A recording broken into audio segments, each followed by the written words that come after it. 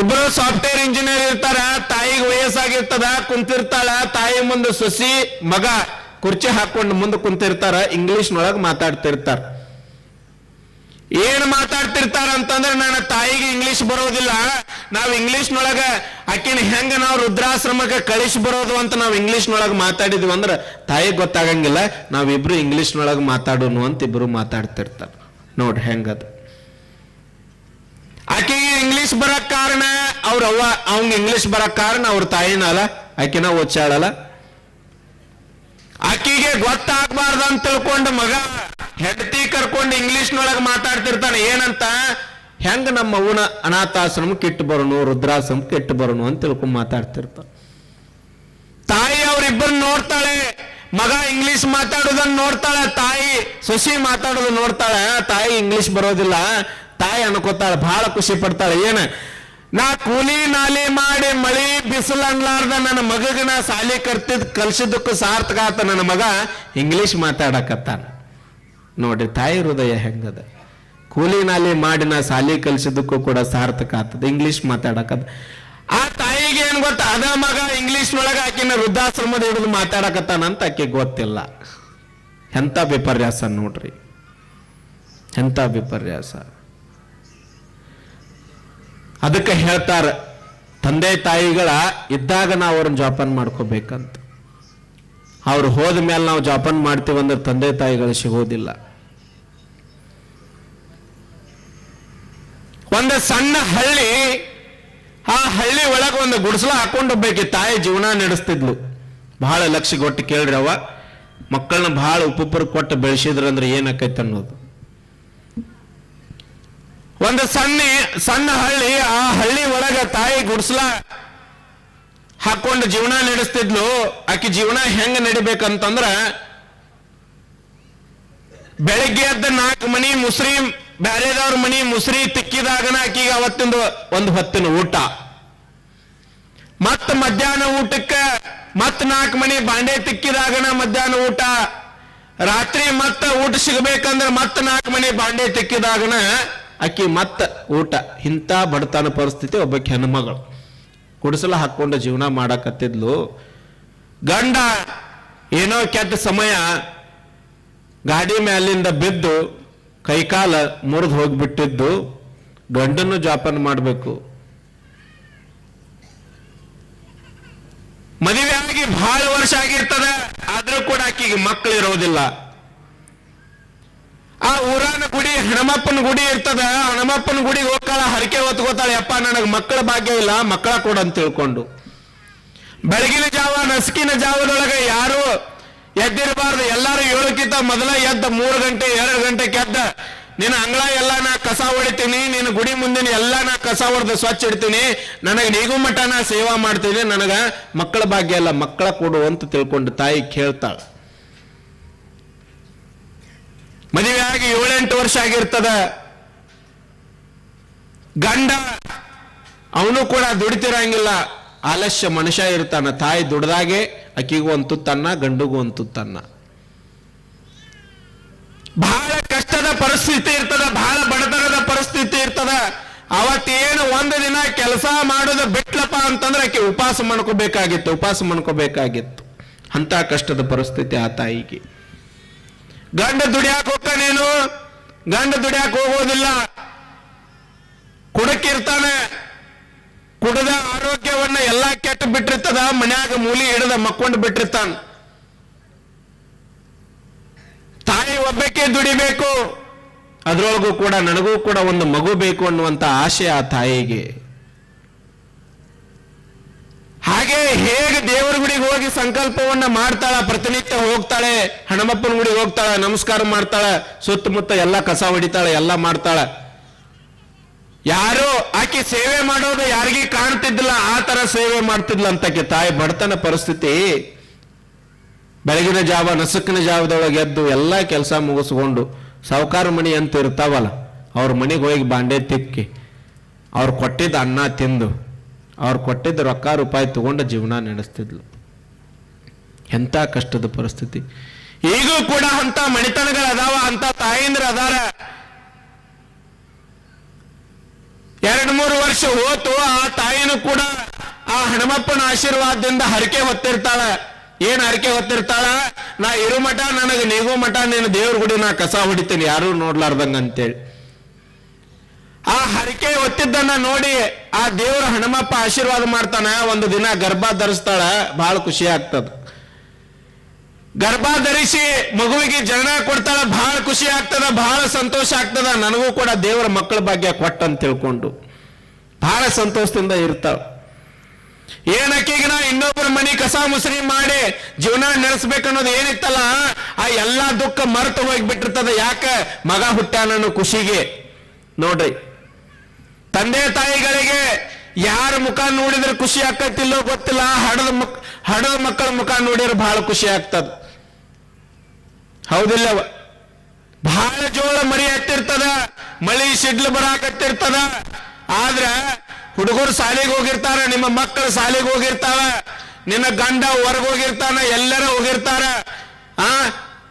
ಎಲ್ಲಾರು ಹೊರ ಹೋದಾಗ ಕೂಡ ಮೊದಲು ನಿಮಗೆ ನೆನಪಿಗೆ ಬರ್ತಾರೆ ಯಾರ? ಮಕ್ಕಳು ಶಾಲೆಗೆ ಹೋಗ್ಯಾರ, ಮಳಿ ಬರಾಕತ್ತದ, ಸಿಡ್ಲು ಬಡಾಕತ್ತದ. ಸಣ್ಣವ್ರದಾವ್ರಿ ಇನ್ನ ಮಕ್ಕಳು. ಹೌದಿಲ್ಲ? ಮಕ್ಕಳ ನೆನಪು ಬರ್ತಾರೆ ನಿಮಗೆ. ಆ ಮಗುವನ್ನ ನೋಡಿ ಮತ್ತೊಬ್ಬರ ಮನೆ ಕೆಲಸ ಮಾಡಕ್ ಹೋಗೋದು ಕೂಡ ತಾಯಿ ಮರ್ತು ಬೀಳ್ತಾಳ. ಖುಷಿ ಆಗ್ತದ, ಎಲ್ಲ ಕೆಲಸ ಮುಗಿಸ್ತಾಳೆ. ಮುಗಿಸಾದ್ಮೇಲೆ ಮಗ ಅಂಗಾಲ್ನೊಳಗ ಹೆಂಗ ಶರಣ ಬಸಪ್ಪ ಆಡ್ತಿರ್ತಾನ ಹಂಗ ಆಡಾಕತ್ತಿರ್ತಾನ. ಆದ್ರ ತಾಯಿ ಒಂದು ಏನು ಮಾಡಿರ್ತಾಳಪ್ಪ ಅಂತಂದ್ರ, ಬಹಳ ವರ್ಷಕ್ಕೆ ನನಗ್ ಮಗ ಹುಟ್ಟ್ಯಾನ, ಅವನಿಗೆ ಹೊಡಿದ್ ಬೇಡ, ಬಡಿದ್ ಬೇಡ, ಮುದ್ದಿನಿಂದ ಬೆಳೆಸ್ತಿರ್ತಾಳ. ಮುದ್ದಿನಿಂದ ಬೆಳೆಸ್ತಿರ್ತಾಳ.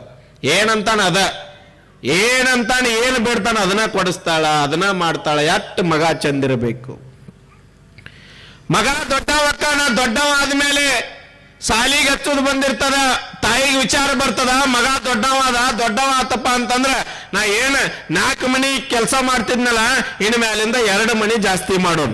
ನೋಡ್ರಿ, ಯಾಕ? ಮಗನ ಸಲುವಾಗಿ. ಮಗನ ಸಾಲಿ ಕಲಿಸ್ಬೇಕು, ಮಗನಿಗೆ ಒಳ್ಳೆ ಬಟ್ಟೆ ಹಾಕಬೇಕು, ಮಗನಿಗೆ ಒಳ್ಳೆ ಸೂಟ್ ಬಿಟ್ಟು ಕೊಡಿಸ್ಬೇಕು. ಮಗ ಏನ್ ಕೇಳ್ತಾಳ ಅದನ್ನ ಕೊಡ್ಬೇಕು. ಬಹಳ ಆರಾಮಿರ್ಬೇಕು. ಬಹಳ ವರ್ಷಕ್ಕೆ ಮಗ ಹುಟ್ಟ್ಯಾನ ಅಂತ ತಿಳ್ಕೊಂಡು ಆ ತಾಯಿ ಬಹಳ ಮುದ್ದಿನಿಂದ ಬೆಳೆಸ್ತಿರ್ತಾಳ.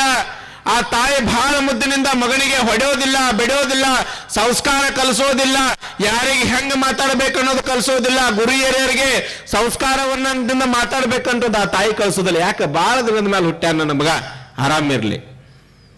ಹೌದೇವ, ಬಹಳ ದಿನದ ಮೇಲೆ ಹುಟ್ಟಿರ್ತಾರೆ, ಕರೆ ಅವ್ರಿಗೆ ಸಂಸ್ಕಾರ ಅನ್ನೋದು ಬೇಕಲ್ಲ, ಸಂಸ್ಕಾರ ಕೊಡ್ಬೇಕಲ್ಲ. ಕೂಲಿ ನಾಲಿ ಮಾಡಿ ಮಕ್ಕಳನ್ನ ಸಾಕ್ತಿರ್ತೀರಿ. ಮಳೆ ಅನ್ನೋದಿಲ್ಲ, ಬಿಸಿಲು ಅನ್ನೋದಿಲ್ಲ, ಕಲ್ಲು ಮುಳ್ಳು ಅನ್ನೋದಿಲ್ಲ, ಹಾಗೆ ಕೂಡ ಸಾಕ್ತಿರ್ತೀರಿ.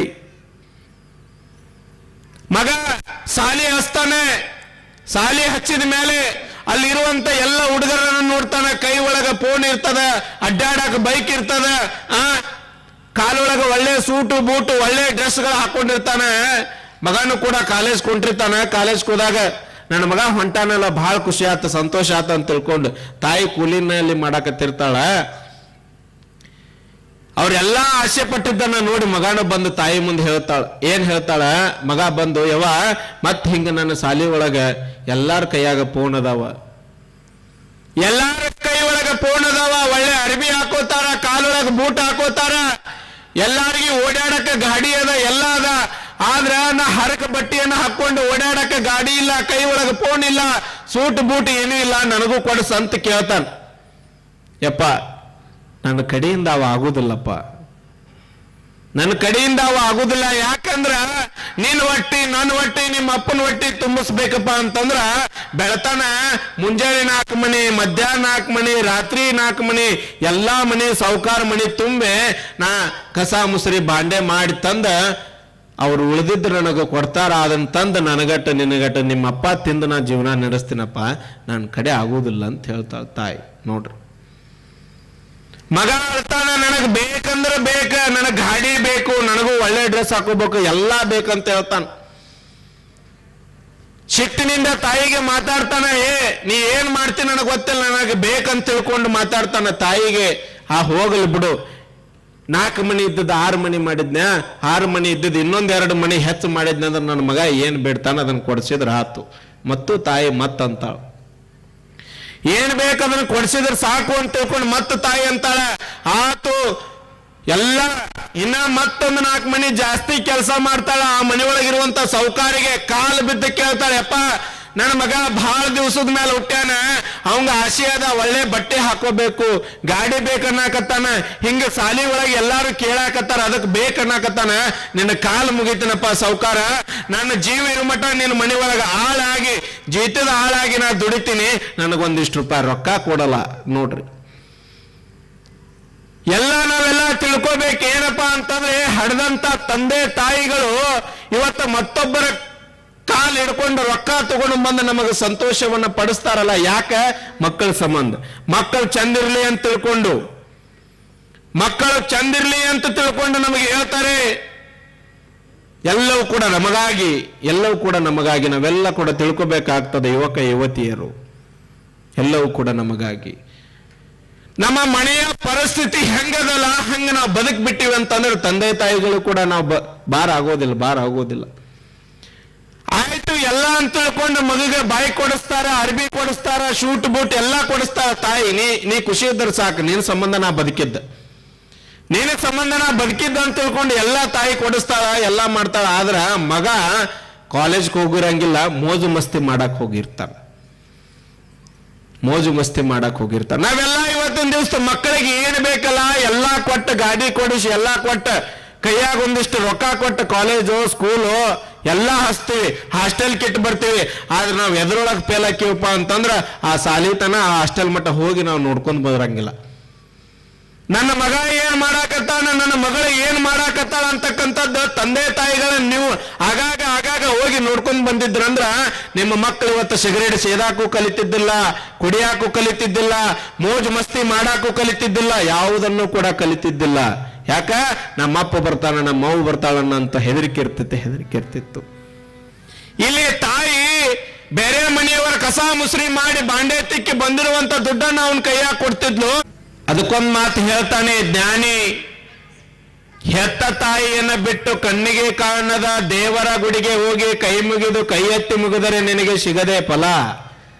ನೋಡ್ರಿ, ಕಣ್ಣಿಗೆ ಕಾಣುವ ದೇವರನ್ನ ತಾಯಿಯನ್ನ ಬಿಟ್ಟು ಕಾಣದ ಗುಡಿಗೆ ಹೋಗಿ ಕೈ ಎತ್ತಿ ಮುಗಿದರೆ ಸಿಗತೈತೇನೋ ನಿನಗೆ ಫಲ ಅಂತ ಕೇಳ್ತಾರ. ಕಣ್ಣಿಗೆ ಕಾಣುವ ದೇವರಂದ್ರ ತಾಯಿ, ಆ ತಾಯಿಗೆ ದಿನಕ್ಕೊಂದು ಸಲಾರ ನೀ ಹನಿ ಹೆಚ್ಚಿ ನಮಸ್ಕಾರ ಮಾಡಿದೆ ಅಂದ್ರ ಸಿಗತೈತಿ ನಿನಗ ಮುಕ್ತಿ ಫಲ ಅಂತ ಹೇಳ್ತಾರ.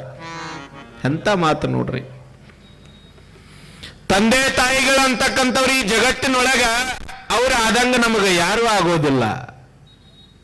ಅದಕ್ಕೆ ಮಕ್ಕಳಿಗೆ ನಾವೆಲ್ಲ ಒಳ್ಳೆ ರೀತಿ ಸಂಸ್ಕಾರವನ್ನ ಕಲಿಸಬೇಕು. 12ನೇ ಶತಮಾನ ಬಸವಣ್ಣನ ಹೆಸರು ನಾವೆಲ್ಲ ಕೇಳ್ತೇವೆ. ಮಾದರಸ ಮಾದಲಾಂಬಿಕೆ ಬಸವಣ್ಣನಿಗೆ ಸಣ್ಣವ ಇದ್ದಾಗ ಕೊಟ್ಟಿರ್ತಕ್ಕಂಥ ಸಂಸ್ಕಾರ ಇವತ್ತಿಗೂ ಕೂಡ ನಾಡ ನೆನೆಸ್ತದ. ಕಾರಣ ಅವರು ಕೊಟ್ಟಿರ್ತಕ್ಕಂಥ ಸಂಸ್ಕಾರ. ಹಾನಗಲ್ಲ ಗುರುಕುಮಾರ ಶಿವೇಗಳನ್ನ, ತುಮಕೂರಿನ ಸಿದ್ಧಗಂಗೆಯ ಶಿವಕುಮಾರ ಮಹಾಸ್ವಾಮಿಗಳವರನ್ನ, ಇಷ್ಟೆಲ್ಲ ಮಹಾತ್ಮರನ್ನ, ಶಿವಯೋಗಿಗಳನ್ನ, ಸಂತರನ್ನ ನಾವೆಲ್ಲ ನೆನೆಸ್ತೀವಿ ಅಂತಂದ್ರೆ ಇವತ್ತಿಗೆ ಅವರೆಲ್ಲ ಸಮಾಜಕ್ಕೆ ಇಷ್ಟೆಲ್ಲ ಬೆಳಕಾಗಿ ಹೋಗ್ಯಾರ ಅಂತಂದ್ರೆ ಅವರ ತಂದೆ ತಾಯಿಗಳು ಕಳಿಸಿರ್ತಕ್ಕಂಥ ಒಳ್ಳೆಯ ಸಂಸ್ಕಾರವೇ ಅದಕ್ಕೆ ಕಾರಣ ಅಂತ ಹೇಳ್ತಾರೆ. ಒಳ್ಳೆಯ ಸಂಸ್ಕಾರ ಅದಕ್ಕೆ ಕಾರಣ ಅಂತ ಹೇಳ್ತಾರೆ. ತಾಯಿ ಮನೆ ಒಳಗೆ ವಯಸ್ಸಾದ ಮೇಲೆ ಕುಂತಿರ್ತಾಳೆ. ಮಗ ಮತ್ತು ಸೊಸಿ ಇಬ್ರು ಕೂಡ ಇಂಜಿನಿಯರ್ ಕಲ್ತಿರ್ತಾರೆ. ಬೆಂಗಳೂರು ಒಳಗಿನ ಆದ ಹೋದ ಘಟನೆ ಇದು, ಸತ್ಯ ಘಟನೆ.